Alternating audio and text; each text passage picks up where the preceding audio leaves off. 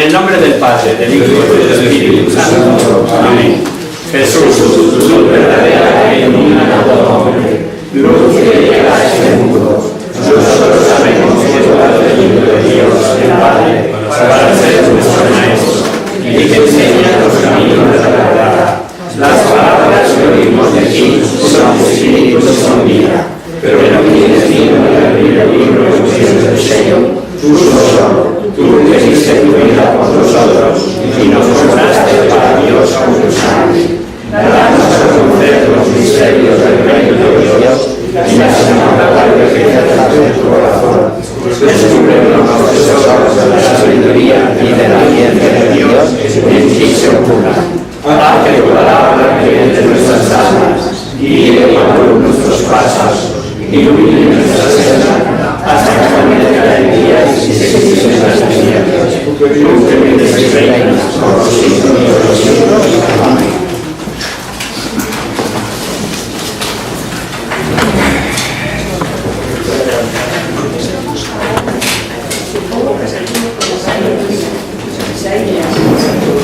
Muy bien, pues bienvenidos a nuestro encuentro con los profetas. Y como recordaréis, estábamos ya con Isaías. Y ayer, en la misa de ayer, en la primera lectura, muchos de vosotros lo recordaríais. Y eso ya lo hemos visto nosotros el lunes anterior, ¿no?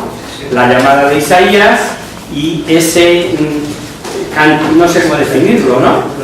Esos piropos preciosos que unos arcángeles se dicen a otros respecto de la santidad de Dios, ¿no?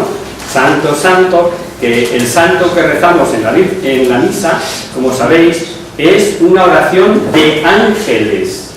Es el coro angélico al que nos unimos alabando a Dios. Y esto lo encontramos en Isaías, ¿no? Lo vimos, como lo comenzamos ya el otro día, ¿no? Y nos quedamos en ese momento en que el profeta se presenta a sí mismo como un rapsoda que va a cantar las relaciones amorosas entre Dios y su pueblo, entre Dios e Israel. Y también vale entre Dios y yo, entre cada uno de nosotros. ¿Por qué? Pues porque hemos sido elegidos, hemos sido ungidos por Dios desde antes de la creación del mundo, y Dios es inmutable. Es que no nos damos ni cuenta.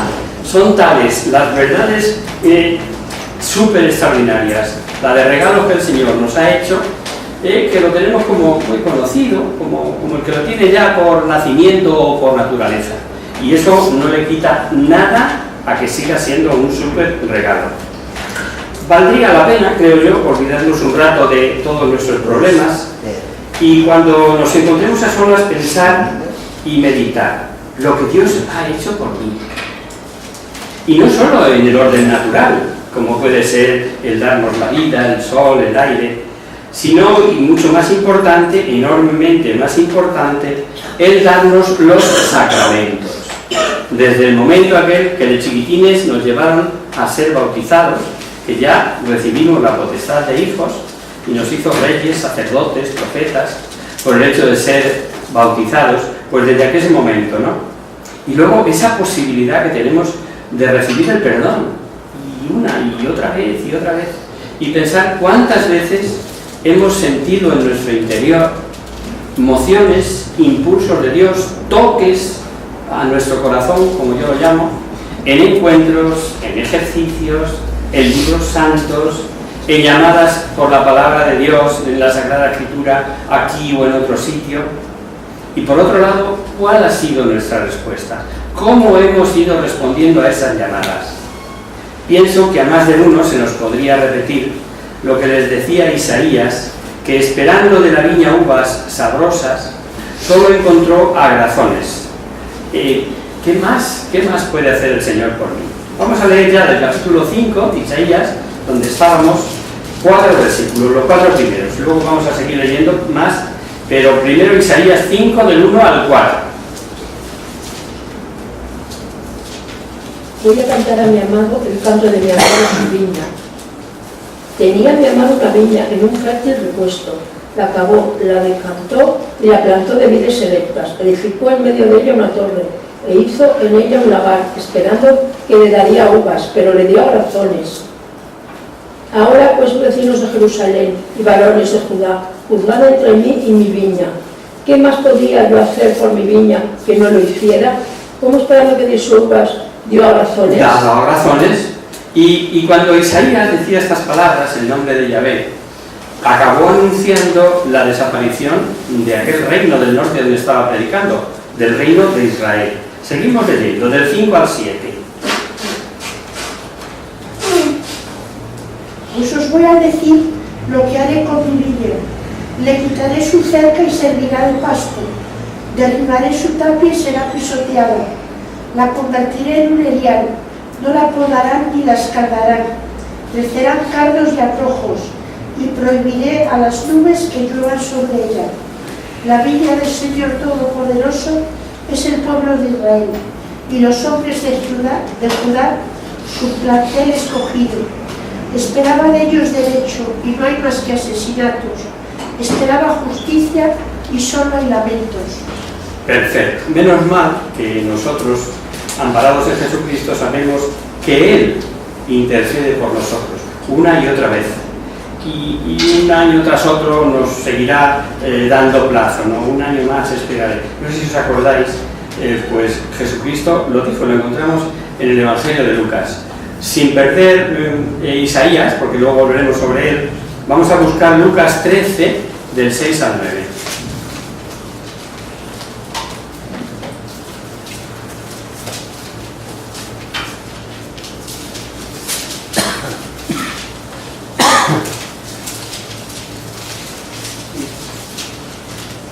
La higuera sin higos. Y les propuso la siguiente parábola. Un hombre tenía una higuera plantada en su huerto. Fue a buscar fruto en ella y no lo encontró. Dijo al hortelano: llevo 3 años viniendo a buscar fruta en esta higuera y no la hallo. Córtala, que encima está esquilmando el terreno. Él le contestó: Señor, déjala todavía este año. Cavaré alrededor y la abonaré, a ver si da fruto. Si no, la cortas el año que viene. Correcto, un año de plazo más. Y eso con nosotros creo que el Señor lo hace todos los años. Bueno, pues este profeta, al igual que los anteriores, Amós y Oseas, tuvo que delatar, acusar y decir verdades que no gustan ser oídas, como por ejemplo contra los latifundios. Vamos a buscar en el 5:18 de Isaías, Hay de aquellos que tiran del castigo con las cuerdas de la injusticia y de la pena del pecado como con cuerda de carreta. Estará un poquito antes o un poquito después. Es el momento en que dice: hay de los que añaden casas con casas, de los que juntan campos con campos, hasta acabar el término. Es esa, ¿verdad? Que sigue. Lucas 8. Ah, Lucas no, Isaías. Isaías. Isaías 5:8, el mismo 18. La tengo mal. 5:8. Hay de aquellos que añaden casas a casas. Esa. Juntan campos con campos hasta ocuparse Es justo seguido donde nos habíamos quedado, ¿no? y quedar como únicos propietarios del país. Suficiente. ¿Veis? Delata esto, ¿eh? Nada de acumular y acumular. También habla contra ellos que eran amigos de juergas y borracheras. Y dice un poquito más adelante, en el 5:11. Hay de los que madrugan pensando en los rincones y trasnochan calentándose con vino. Y un poco más adelante, en el 5:23, De los que por soborno absuelven al culpable y no hacen justicia al inocente. a partir de este capítulo, o en el propio capítulo 5, pues ya están estas deprecaciones, esta forma de hablar en contra, que esto no os va a llevar a ningún lado, ¿no? Y hay un versículo que me he saltado adrede, que es el 5:20, porque creo que tiene mucha importancia. Es que pecados desde Adán y Eva ha habido, y en cantidad, y siempre, y contra los 10 mandamientos. Y no podemos afirmar que los hombres de hoy sean más pecadores o menos que de los siglos XIX o XX o el XV antes de Cristo. Nosotros no lo sabemos, pero Dios sí. Pero da la sensación de que hoy nos ha tocado un tiempo verdaderamente satánico. No solo se ha perdido la noción de pecado, como creía y advertía su santidad Pío XII, sino que hemos llegado a presentar el pecado en muchas de sus facetas como algo bueno, tela marinera, ¿no? O sea, que el hombre se ha atrevido a decir, Dios dice que esto es malo, pues hombre, no tanto, pues yo digo, y así con mi nombre, cada uno de nosotros, o como parte de un colectivo, con mi voto, puedo ser que haya mayoría la que diga si algo es bueno o malo, porque al final legislan, ¿verdad? Y en realidad es que son hipócritas, amigos de la mentira, que no buscan ni quieren la verdad, y llaman al bien mal y al mal bien. Vamos a leer el versículo 20, 5:20. Hay de los que llaman al mal bien y al bien mal, que tienen las tinieblas por luz y la luz por tinieblas, que tienen lo amargo por dulce y lo dulce por amargo. Y lo dulce por amargo. Pues ahí tenéis como ejemplo, si se considera como obra buena, librar a una pobre mujer de un problema, de un embarazo no deseado. Oiga, que hay soluciones se imprimen, como puede ser la adopción o la ayuda económica, o facilitar un trabajo digno a la madre, pero que como bueno demos la muerte de un inocente, oiga, como que no. Y algunos que consideran la homosexualidad, por ejemplo, como algo sublime y elevado, que ha de ser exactamente igual al matrimonio, y llamándose también matrimonio. Dios creó a Adán y Eva como pareja, y no a Adán y Esteban. O es que si otros deciden que es bueno y necesario el terrorismo, porque sí, porque hay que promocionar el país, te dan las razones que sea, e incluso diciéndonos que por motivos religiosos, pues es bueno, que caramba. Y así seguiríamos con un larguísimo etcétera. El hombre de hoy se está constituyendo como juez y como tal de lo que dice el ser bueno o ser malo y llega a decretarlo. Pero hay de ellos, dice Isaías. Buscad en el 10:1. Hay de los que dan leyes inicuas y de los escribas que escriben prescripciones tiránicas. ¿Tiránicas? Bueno, pues al margen de ello, me vais a permitir algo relacionado con esto y enseñado por nuestro querido San Juan Pablo II en su encíclica sobre el Espíritu Santo, Dominum Vivificante, que es de mayo del 86. Creo que todos conocéis o conocemos que el primer pecado, el pecado de Adán, tiene como explicación que fue un pecado de soberbia. Fue la transgresión de una prohibición puesta por Dios. Fue una desobediencia relacionada, intencionada con lo que se le había mandado. Pues os voy a leer lo que decía nuestro Santo Papa Juan Pablo II referido a este primer pecado. Dice, es un poquito largo, pero creo que con los subrayados que tengo, o sea, nos ayuda a entender esto que estamos hablando. Según el Génesis, dice el Papa, el árbol de la ciencia del bien y del mal debía expresar constantemente y recordar al hombre el límite insuperable para un ser creado. En este sentido, debe entenderse la prohibición de Dios. El Creador prohíbe al hombre y a la mujer que coman los frutos del árbol de la ciencia del bien y del mal. La desobediencia significa aquel límite que permanece insuperable a la voluntad y a la libertad del hombre creado. El hombre no puede decidir por sí mismo lo que es bueno y lo que es malo, dice el Papa en esta encíclica, ¿no? No puede conocer el bien y el mal como si fueran dioses. Dios es la fuente primera y suprema para decidir sobre el bien y el mal mediante la íntima verdad del ser. Estoy saltando párrafos, ¿no? Al hombre creado a imagen de Dios, el Espíritu Santo da como don la conciencia para que la imagen pueda reflejar fielmente en ella su modelo, que es sabiduría y ley eterna, fuente del orden moral en el hombre y en el mundo. Su desobediencia significa el rechazo de esa fuente, por pretensión del hombre de llegar a ser él mismo fuente, autónoma y exclusiva en decidir sobre el bien y sobre el mal. Es decir, una persona cualquiera, sea o no de la religión católica o cristiana, tiene en su ser un código moral impreso por Dios, que es la conciencia. Y frente a esa conciencia yo digo, no, mi conciencia dice esto, pero yo hago esto otro. Ese es el pecado. Ese es el pecado de soberbia, además, el del paraíso, que se sigue repitiendo a lo largo de la historia. ¿Que esto no me gusta? Pues yo prefiero esto. Y vamos decidiendo autónomamente lo que nos parece oportuno, como si tuviéramos facultad para saltarnos a la torera la ley natural impresa por Dios en nuestros corazones.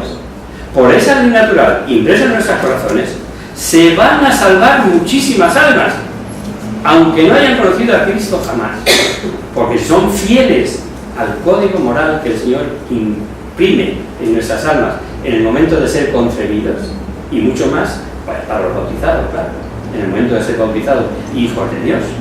Por tanto, esto de querer hacer lo que hoy me da la gana diciendo que está bien por lo que está mal, lo dijo bien clarito Juan Pablo II, ¿verdad? Pero bueno, vamos a seguir con lo nuestro. En la vocación de Isaías, que ya leímos el otro día y ayer en la misa, hay un plural. Dice en el versículo 8 del capítulo 6: y oí la voz del Señor que decía, ¿a quién enviaré? ¿Y quién irá de nuestra parte? Y yo le dije, heme aquí, envíame a mí. ¿Os acordáis, no? Que lo leímos. Pues bien, emplea Isaías un plural que bien pudiera ser, como opinan algunos exegetas y santos padres, un plural referido a la Santísima Trinidad. Pero no del todo. A ver, no deja de ser una opinión. Recordemos también que en el Génesis, al hablar de la creación del hombre, también hay un parecido a él o con él. Cuando dice, hagamos, también en plural, al hombre a nuestra imagen y semejanza. Y indicamos, o en alguna otra ocasión ya lo hemos dicho, que no necesariamente se está refiriendo a la Trinidad, sino que esté usando simplemente un lenguaje majestático, como cuando el Papa dice, nos decidimos que esto se haga. Ese plural majestático, que es un artificio literario, puede darse aquí también, o dicho de otra manera, y para que no os confundáis frente a cualquiera en que os cuestione esto, darle el voto de confianza, que puede ser, como dicen los santos padres, que esté revelando la Trinidad. Claro que sí, no lo desechamos, pero se puede estar refiriendo solamente a un modo de hablar, a un plural majestático. Esto lo digo para que lo tengamos en cuenta. Y hay una referencia muy interesante a la providencia de Dios. ¿De qué le vale al hombre afanarse por tantas cosas si Dios no hace que eso fecunde? A veces nos rompemos la cabeza haciendo cuentas por nuestra cuenta, o sea, exclusivamente de tejas para abajo, y como la providencia de Dios está en todo, si solo nos fiamos de lo que nosotros creemos conveniente, excluyendo la providencia, el fracaso está garantizado. Y si esto lo hacen personas con poder, pues el fracaso está asegurado. Sigue siendo, está asegurado. Así era como pasaba en Israel en tiempos de Isaías. Y es que buenas son las causas segundas para ver la providencia de Dios en nuestra vida, poniendo, eso sí, de nuestra parte todo, talento, razón, etc.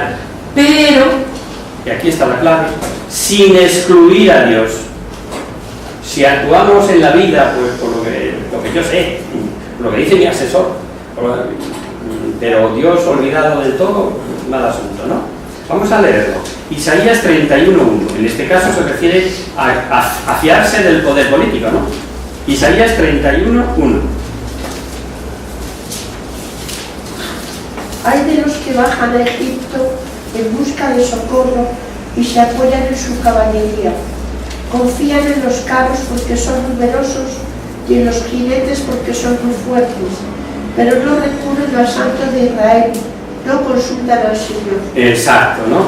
Y en el versículo 3 de este capítulo 31 vemos como el error era considerar a los egipcios o a los caballos de los egipcios como los verdaderos salvadores, olvidándose de Dios.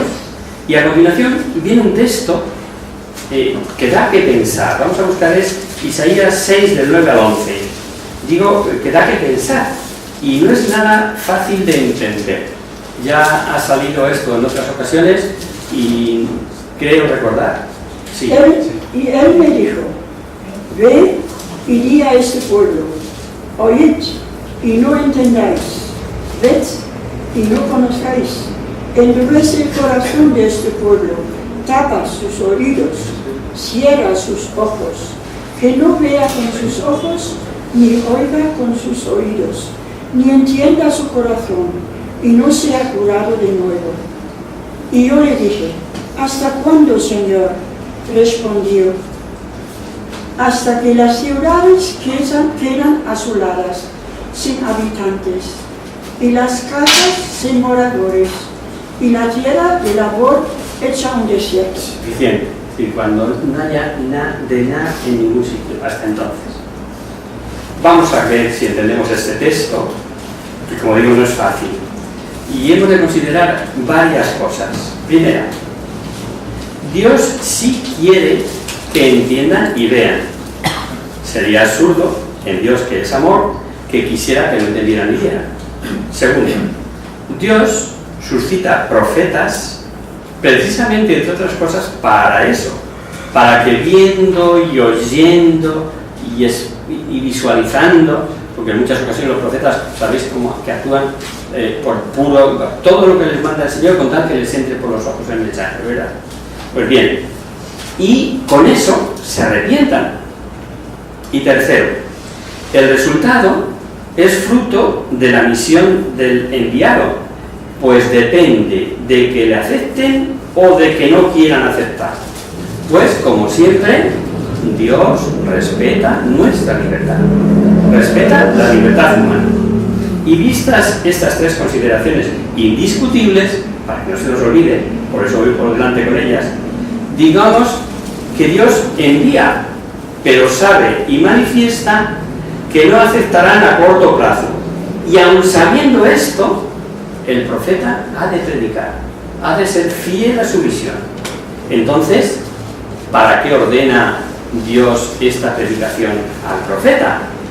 Pues mirad, porque la predicación va a servir para poner de relieve el mal, para delatar la ceguera, para delatar esa obstinación del pueblo, y todo esto, y aquí está la clave de lo que hay que saber, dicho en un lenguaje semita, con un género literario sin medios tonos, dando un vigor oriental a las frases que choca, y no poco, con nuestra manera de expresarnos. Esto lo habréis podido comprobar si habéis cogido literatura no traducida bien al español, a nuestro español. Yo, por ejemplo, el libro de hoy San Juan Pablo II, de Amor y Responsabilidad, que le leí hace muchos años, estábamos mi mujer y yo novios. Bueno, pues leer a Juan Pablo II, leer el polaco, traducido al español, significa leerlo con una regla. Y es decir, un ciclo sobre ciclo. Es que esto lo dijo antes. Vas ahí. Bueno, pues estas formas de expresión hay que tenerlas en cuenta. Es muchas de las formas de expresión que ahora estamos detectando en nuestro Papa actual. Dice, hemos recibido un llamado, traducido al español, sería, en la llamada que hemos recibido se nos dice, ¿no? Bueno, pues esto lo vengo a recordar, que la forma de expresión semita carece de medios tonos, no hay grises. O es blanco o es negro. Luego voy a poner unos ejemplos. Lo importante es saber que la Biblia no se contradice. Y segundo, si algo es constante, página a página, es la misericordia de Dios que quiere que todos los hombres se salven.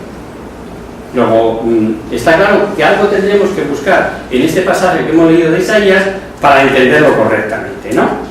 Luego, no es posible que envíe a un profeta a insensibilizar, a cerrar ojos, a cerrar oídos, que parece que es lo que nosotros leemos, ¿no? Pero lo que sí es cierto es que por el rechazo de esa predicación quedarán al descubierto o quedarán delatados los ojos cerrados, los oídos cerrados, etcétera, etcétera. Porque eso es lo que hace, lo que tú acabas de hacer, que está muy bien, ojo, no estoy diciendo que esté mal, porque nos ayuda a entenderlo, pero eso es lo que hacen los traductores malos. O sea, traductor traidor, como a mí me parece que es esto y no lo van a entender de otra manera, que si yo se lo digo así, pues lo traduzco así. Y lo que han hecho ha sido cargarse la fidelidad del texto. ¿Me seguís, verdad? Bueno, seguimos, ¿ya podemos ver? Pues, como os decía, importante tener en cuenta estas dos cosas. Primero, que la Biblia no se contradice, y segundo, que la misericordia de Dios está patente a lo largo de toda la Sagrada Escritura, ¿no? Luego, no es posible que el sentido sea ese, sino que justamente con su predicación va a quedar al descubierto esa carencia, por decirlo de alguna manera. Dice en Mateo, en el 13:14, lo voy a leer yo para que no busquéis, es una cita que repite él. Y así se cumple en ellos la profecía de Isaías que dice: por más que oigan no comprenderán, por más que vean no conocerán. Lo que tú decías. Como curiosidad, en Marcos, la misma cita se refiere a una finalidad escriturística, pues dice: de lo contrario no se cumplirá lo que dice Isaías. También la forma de explicarlo, es decir, que la primera comunidad cristiana ya se encontró, a ver qué está diciendo aquí el Señor, ¿no? Y se esfuerzan por aclararlo, ¿no? Este estilo oriental, que daña nuestros oídos, pero que es empleado para causar mayor impresión, es importante tenerlo muy en cuenta como ejemplo, que también nos suena. El que no odia a su padre y a su madre no es digno de mí. Eso es el Evangelio puro, o sea, no es del Antiguo Testamento.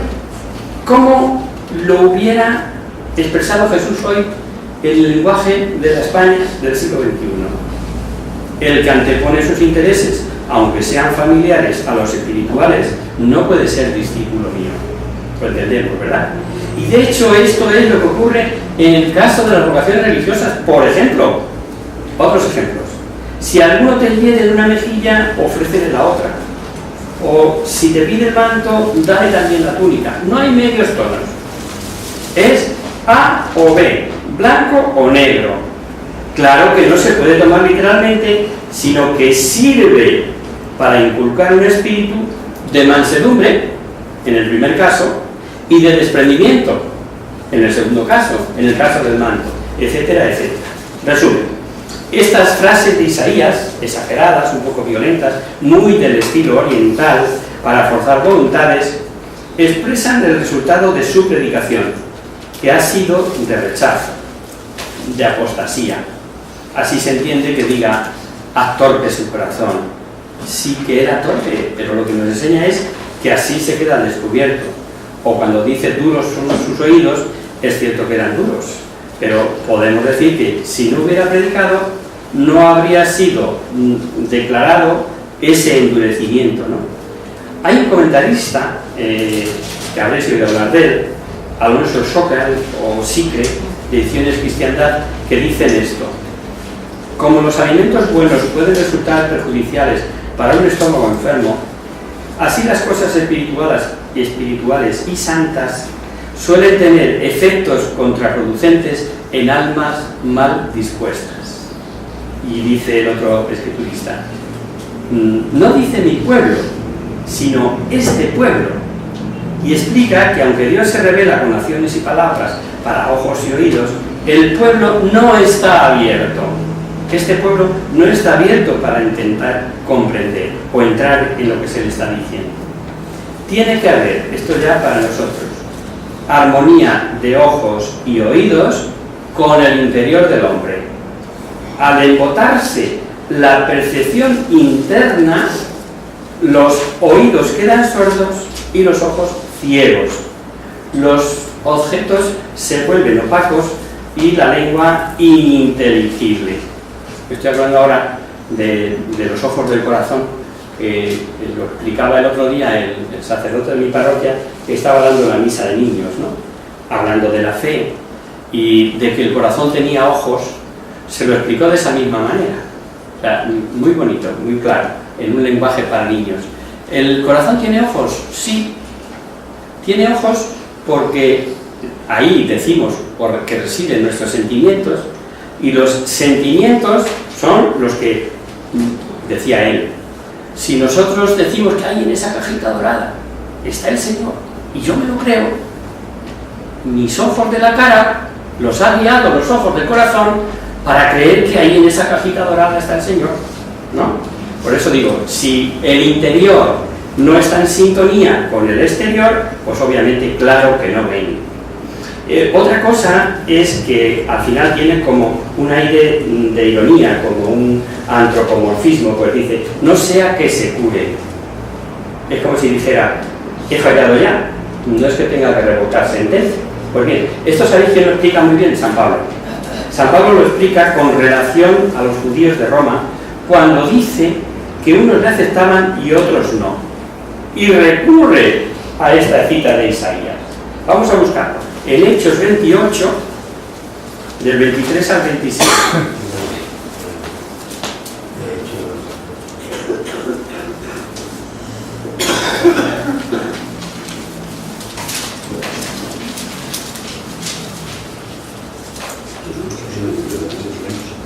Fijaron un día y volvieron en mayor número a la casa donde se hospedaba Pablo.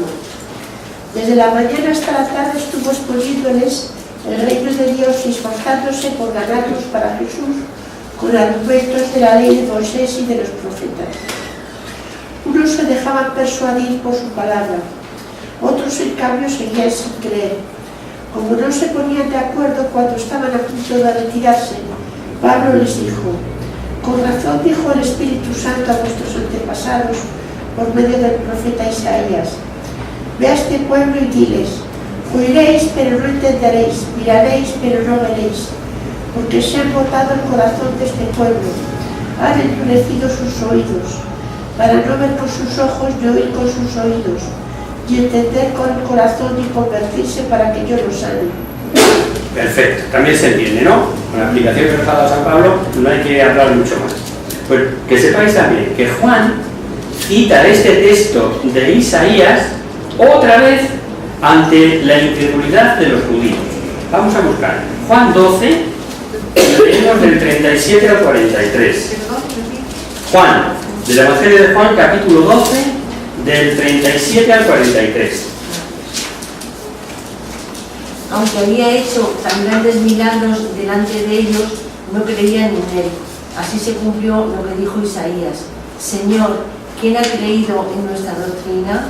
¿A quién se ha manifestado el poder del Señor?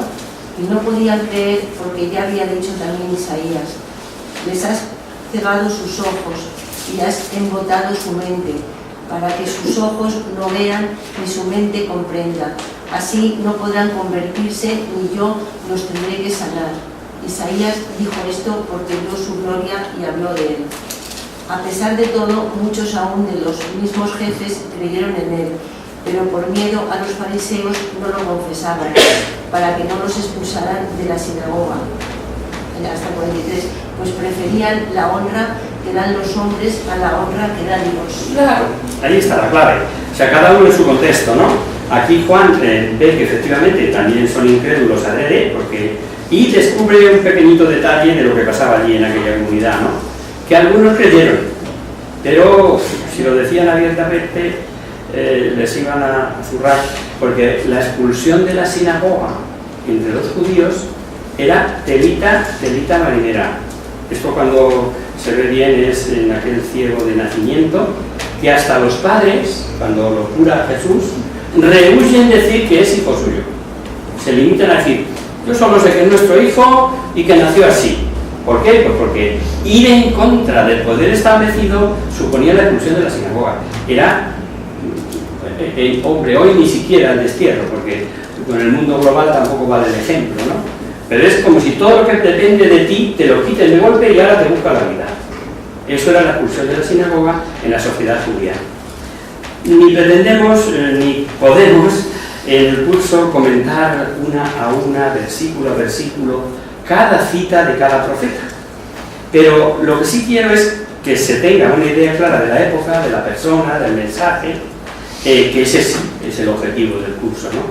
Pero hay un par de versículos capaces de dar solución a aquellos problemas tan actuales como son los del armamento nuclear, las luchas terroristas, el SIDA, la droga, los crímenes legales como el aborto, lo de blancos y negros, los de las guerras étnicas, lo del sincretismo religioso, lo de derroches y despilfarros, el hambre del tercer mundo, confusionismo de las sectas, incluso satánicas algunas de ellas.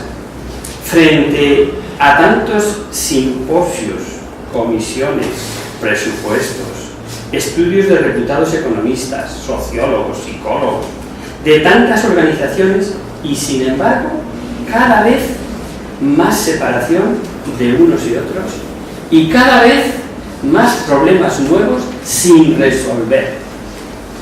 A mediodía en el telediario y de refilón he oído que habían recibido en el Congreso no sé cuantísimas firmas para promover la ley de la eutanasia. Y dije yo, lo que nos faltaba también ya, ¿no? Pues bueno, vamos a ver lo que dice Isaías. Isaías 1, 16, 17. Porque aquí está la clave y resulta que no la ven, o no la vemos.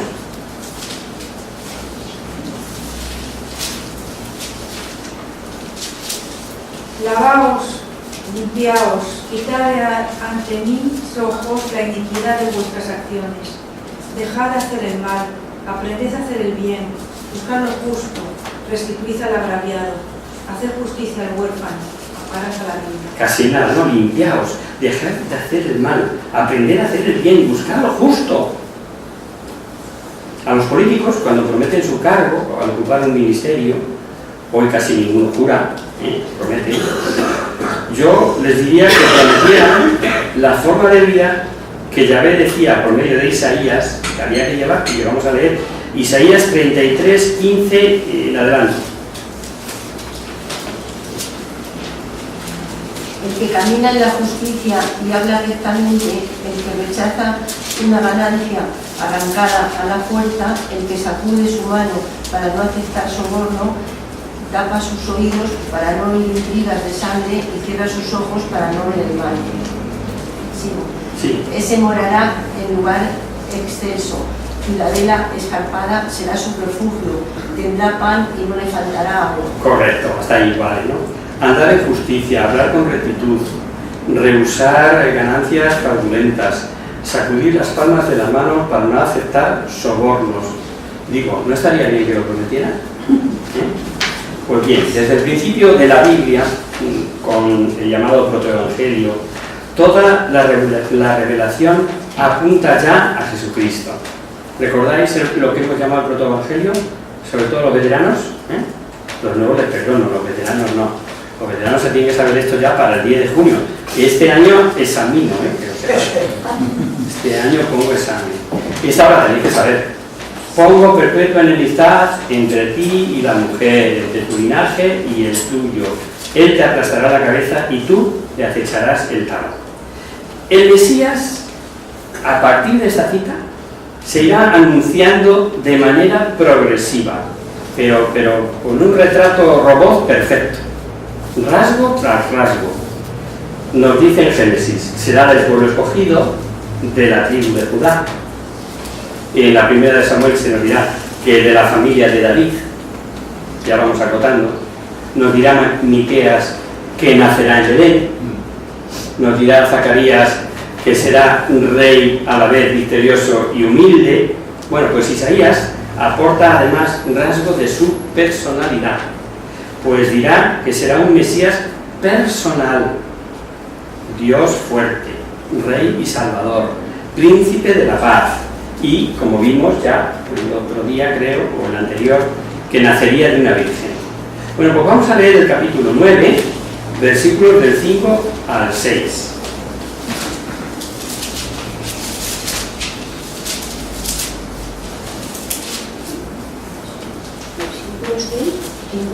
Isaías 9, 5 y 6. Que un niño nos ha nacido, un hijo se nos ha dado, sobre sus hombros el imperio, y su nombre será Consejero admirable, Dios potente, Padre eterno, Príncipe de la paz, para ensanchar el imperio, para una paz sin fin, en el trono de David y en su reino, para asentarlo y afirmarlo en el derecho y la justicia, desde ahora para siempre. El celo del Señor Omnipotente hará todo esto. Exacto, ¿no? Bueno, pues antes de pasar a los rasgos más definitivos que escribió Isaías sobre el Mesías, que son los cantos del siervo de Yahvé, creo que nos conviene ver una especie, o una serie, mejor, de vaticinios que Isaías profetizó para su pueblo en su época.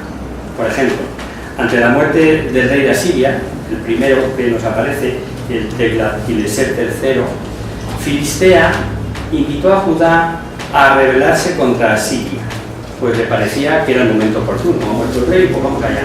Y los filisteos les dicen a los de Israel que se alíen con ellos para ir contra Asiria.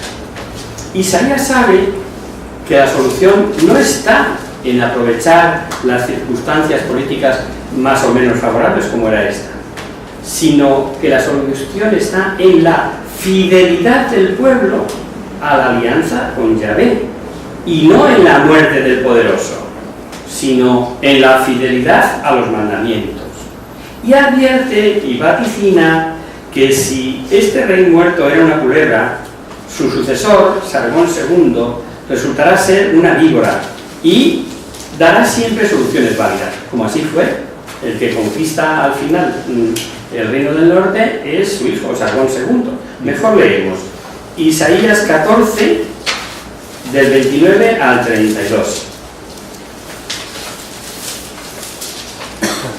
No te alegres, nación filistea, de que se haya roto el bastón que te hería, porque de la raíz de la serpiente saldrá un basilisco, y su fruto será un aspid volador. Los pobres pacerán en mis praderas, y los indigentes reposarán seguros, pero mataré de hambre a tu raíz, y asesinaré lo que reste de ti. Aúlla, puerta, grita, ciudad, tiembla, nación filistea, que del norte viene una humareda, y de sus filas nadie deserta. ¿Qué se puede responder a los mensajeros de esa nación? Que el Señor ha fundado Sión, y en ella se refugiarán los desvalidos de su pueblo. Veamos lo que dicen los testigos de Jehová basándose en este pasaje. Esto es curiosidad, por distender un poco el ambiente. Dicen ellos: para distinguirse de los muchos dioses falsos, el Dios verdadero se ha dado un nombre personal. Esto lo separa de todos los demás. ¿No es un nombre Dios? Quizás preguntéis a algunos. No, porque Dios es meramente un título, tal como presidente, rey o juez son títulos. El nombre personal de Dios se nos da a conocer por medio de la Biblia en Isaías, que lo llama Jehová. Y se cantan frescos. ¿Habéis oído algo vosotros? ¿Dónde hemos leído esta cita? De Jehová. El nombre de Jehová viene de incorporar el nombre ilegible hebreo. Teníamos cita aquí.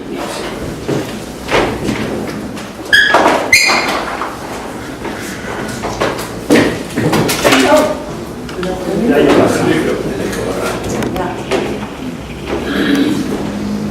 Se ha desenchufado, ¿no?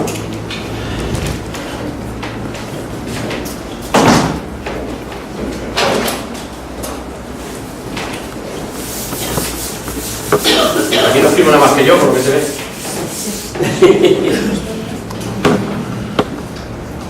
Y, H,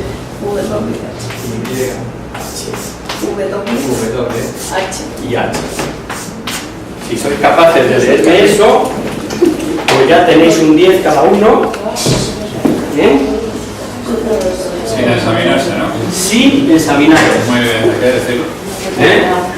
Bueno, ese es el famoso tetragrama o tetracuatro, de las 4 consonantes que dicen el nombre de Yahvé. Como esto es impronunciable, los judíos se las arreglaron para dar sonido a estas consonantes mediante unas vocales ficticias, que como el procedimiento es muy lioso y no quiero liaros, pues para que esta diga ya, le ponen 2 palitos aquí, y para que sepamos que esta junta con esta, aquí ya hay que leer ya, por ejemplo, ¿no? Es una forma de acentuarla y de esta manera pues se llega a Yahvé. ¿Qué pasó? ¿Qué hacen ellos? ¿O qué se ha hecho en el recurso literario para hacer leíble o legible este tetragrama impronunciable de 4 consonantes? Insertar las vocales de otro nombre de Dios en la Biblia, que es Adonai. Y de esa manera sale Jehová. Pero es que es curioso, y por eso os he leído el pasaje tal cual lo tienen ellos, que no hay por dónde pescarlo. O sea, a ver, con lo que acabamos de leer, ni siquiera se da esa explicación tan sencilla que os acabo yo de dar. Ni siquiera, ¿no?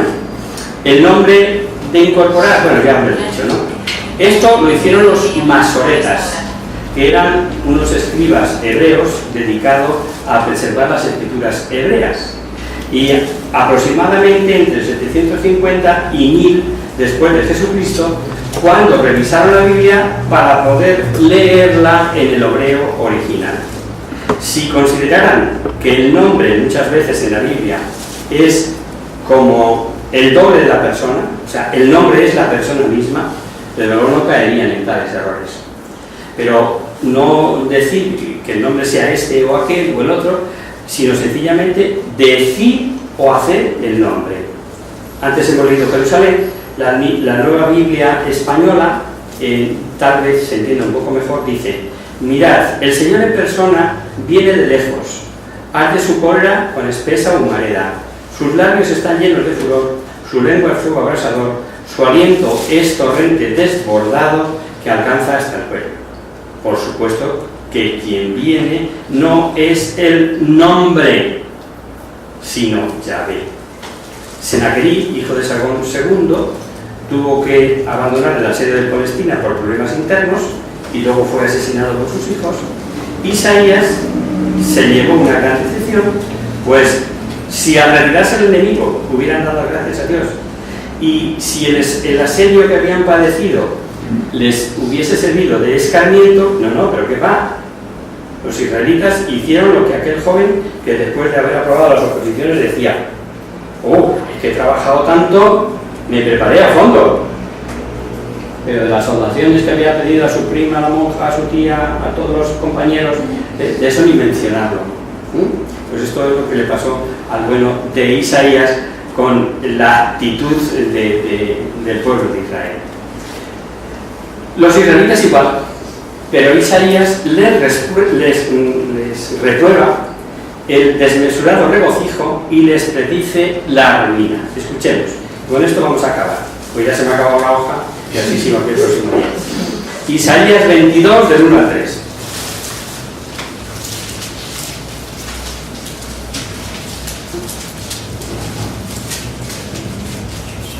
Oráculo sobre el valle de la visión. ¿Se puede saber qué te sucede que te subes en masa a las azoteas? Di, ciudad ruidosa, villa bulliciosa y bullaquera, tus caídos no cayeron la espada, ni perecieron tus muertos en la guerra. Tus jefes huyeron en bloque, tus guerreros han sido capturados, sin disparar el arco, han sido hechos prisioneros cuando trataban de huir. Suficiente. Habrá ocasión el próximo día, si Dios quiere, de profundizar en esta cita que acabamos de leer y en lo sucesivo de Isaías, porque esta vez sí tenemos el próximo lunes. Repito por rato que estamos fallando más que una escopeta feria con el tema de Isaías. Como era hilo continuado de lo que habíamos visto hace 15 días, no he leído la primera introducción, como cuando sea, que habían transcurrido ya desde antes de las Navidades y tuvimos que hacer una recopilación porque si no lo encontramos por donde íbamos. Pues venga, si no hay ninguna pregunta, dejamos a la derecha y nos vamos. Sí, Paco. Bueno, una pregunta. En la relación, si recuerdo mal, Salomón cuando fallece o muere, el Estado de Israel, el reino de Israel, se separan en dos. En dos. No es el norte, como bien comentado, por las dos tribus, que es Israel, y las 10 tribus del sur. Al revés, 10 al norte y 2 al sur. Sí, perdón, es verdad. Bueno, Sí. Se me ha olvidado. Bueno, la cuestión, se separan por una cuestión de impuestos, quiero recordar. Se separan porque, sí, Sí, entre otras cosas, vale, entre porque otras cosas. no solo de la cuestión de impuestos, sino cuestión de hacérselas pasar canutas. Correcto. O sea, les Y- estaban sacudiendo, pero Y el que establece el reino de Israel no hace caso del Consejo de Ancianos, quiero recordar.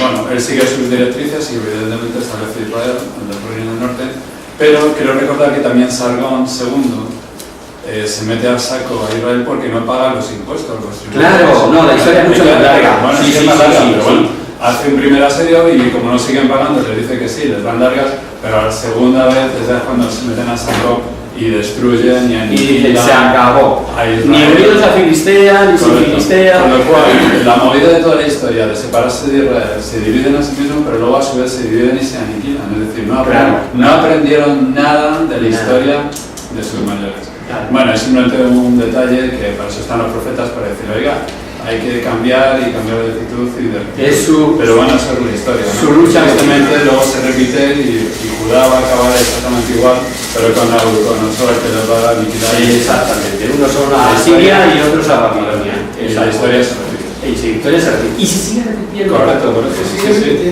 Que esa es la historia.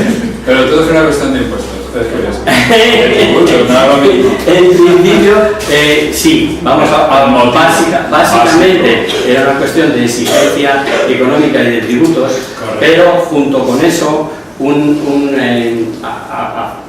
asfixiable con todo, Correcto. porque faltaron materias primas, Correcto, porque, sí, sí. o sea, fue un deterioro social tremendo. Les decía, oye, tienes que darnos tantas cabras, tanto oro, tanta Claro. plata, tanto no sé qué. Y bueno, luego lo otro, pues fue tan sencillo como tú por aquí, yo por allí, que o sea, los dos quieren ser cabeza de ratón, ninguno cola de león. Efectivamente. Rígido. Sobre el nombre de Dios que has dicho, José le pregunta a Dios en su momento, Yo ¿qué soy el es que su soy. nombre? Y dice, yo soy el que soy. En eso 3.13, 3.14. ¿cómo es tu nombre? Y él dice, yo soy el que soy. No se puede explicar de otra manera.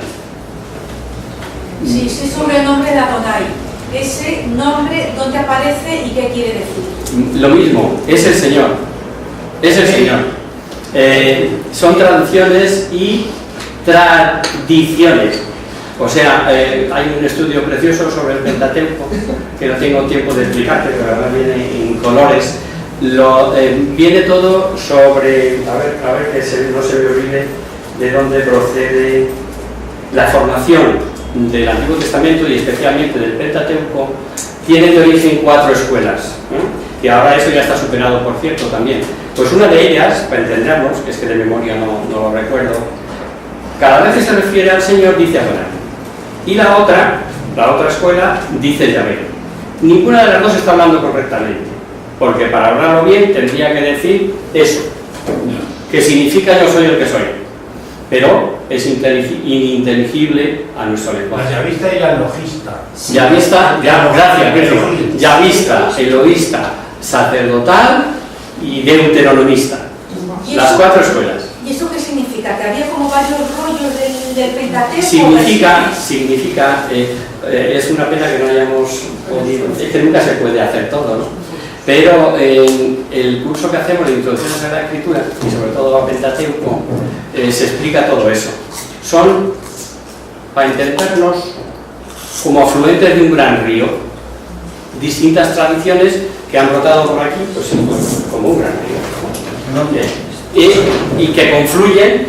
Viene por aquí la yavista, por aquí la eloísta, por aquí la deuteronomista, por aquí la sacerdotal, y aquí, supuestamente, Moisés, que se le considera como autor de todo el Pentateuco, recoge todo lo que viene en los libros. Pero esto también es mentira. Vamos, también es mentira. No es así tal cual lo estamos contando. ¿Por qué? Porque lo primero que se puso por escrito en la Biblia, de una manera sistemática, fue el año 1000 antes de Cristo, época de David, cuando empiezan a tener tratados con naciones coetáneas y tal y cual, y ya empiezan a tener los primeros escritos. Y a alguien se le ocurrió, hombre, pues esto nos vendría fenomenal para conservar las tradiciones de nuestros mayores. No cabe duda que había cosas escritas ya, o sea, pero no la Biblia sistematizada. Dicen, pues qué bien nos vendría ponerlo por escrito. Y es en la época de la monarquía unida, David y Salomón nada más, cuando se pone por escrito. ¿Y Moisés escribió algo? Moisés teóricamente no, No. sino alguien que estaba con él, de los que estaban con él. Pero esas tradiciones son tradiciones orales, no escritas, ¿no? Claro, orales con escritos sueltos. Claro, se piensa, por ejemplo, que lo de el decálogo, lo que es Éxodo 20 y Deuteronomio 5, sí estaba por escrito de alguna, lo llamaban crachas o no sé cómo, o sea, pequeños fragmentos escritos, pero la tradición oral sí se mantiene por las características del pueblo hebreo, del pueblo judío, y por su enseñanza. No sé si habéis participado alguna vez en una Pascua judía, porque ellos reproducen la Pascua tal cual lo hacían en aquella época, con las hierbas amargas, de pie, listos para andar, no sé qué, el panácimo, y como el pequeño de la familia pregunta al patriarca acerca de, ¿y qué ocurrió, padre? Pues no sé qué, y le cuenta toda la historia. Y entonces, ¿cómo se salvaron de la muerte? Pues matamos los corderos, le dimos la... O sea, quiero decir, es tan rica la tradición oral y repetitiva en el pueblo hebreo que podemos tener la certeza de que esas tradiciones orales, algunas se fueron poniendo por escrito y llega un momento en que se recopilaron. En el Evangelio pasó lo mismo. Con el Evangelio, algo parecido, aunque ya existía la escritura y no es tan. Lo que ocurre en los Evangelios es otro capítulo, eso para otro día. Yo lo digo por ya del tipo más moderno, pasó algo por el estilo. Claro, y hubo pequeños escritos que luego se... sí, y la fuente Q, pero ni eso siquiera se puede demostrar, y es más reciente. ¿Por qué? Pues porque hay quien dice hoy que la famosa fuente Q es el original arameo de Mateo perdido, porque solo tenemos el traducido al griego, el canónico es el traducido al griego. Sin embargo, hubo, porque se sabe, un original arameo, y dicen que las fuentes famosas de que primero Marcos, que no es así, que primero fue el original arameo de Mateo. Va usted a saber. O sea, es precioso, el tema es para no perderse.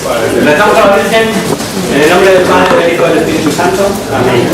Virgen, bella como la luna, delicia del cielo, que cuyos rostros se miran los santos y se contemplan los ángeles. Haz de nosotros los hijos para los santos y que nuestra salvación nos rayo de esa belleza tuya, que no decae con los años, sino se brilla de la eternidad.